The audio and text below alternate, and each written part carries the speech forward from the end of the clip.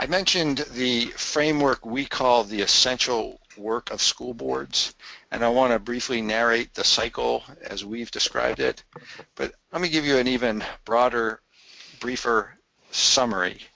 The elevator speech I use to tell board members what their job is and how to do it well is the following three things. Be clear on what you want to accomplish. Set the direction for this organization. Some groups call that their vision. They might refer to it as a set of goals or results or outcomes. Establish those. Number two, measure your progress. If you're saying these are important things to accomplish, then measure your progress so that, number three, you can use that information to make informed decisions going forward. So that's the oversimplified version. Let me walk you around the cycle. It's critical for boards to be engaged with their communities because you serve as trustees for your community. And at a most important level, the community is engaged in helping the board set that direction. I talked about it as vision, goals, outcomes. So that's really an engagement process of the community having a voice in identifying what's important, and the board hearing that and engaging with the professional educators on their staff to shape a vision that reflects our best understanding of how students learn, what they need to know and be able to do, as well as what's important to members of your community. The kind of linchpin in this whole organization is the relationship between the school board and the superintendent.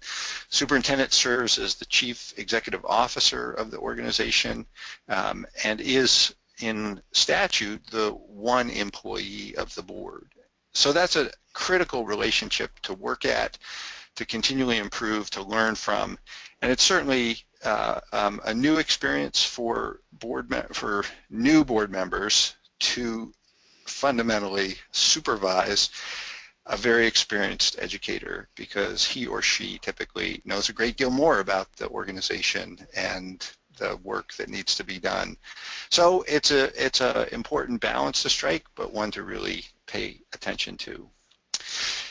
Boards fundamentally define their work by establishing policy. Those are the documented commitments that the board establishes to guide their work and the work of the organization and serve as a framework for every new board that follows on. Policies do evolve over time, but we all benefit from the work that's come before us. So policy is a historic document and a future-oriented document as well. Adopting a budget is also, in statutory language, one of the critical tasks a board takes on.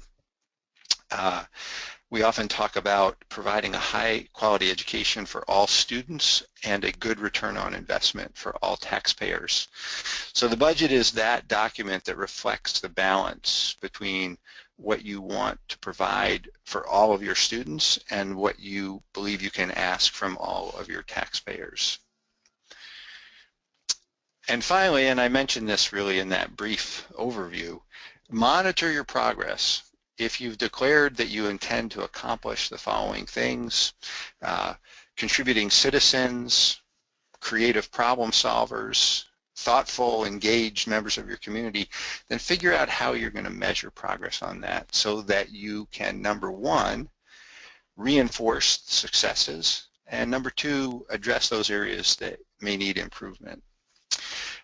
There's one additional element of this cycle that we think is critical to attend to, and that's negotiating contracts that are aligned with this cycle, in particular the needs and vision and community expectations that we have for student learning. So that's the broad framework, and I think it's a good reference to provide the full board when you reorganize, to remind yourselves what is it in fact we are here to do.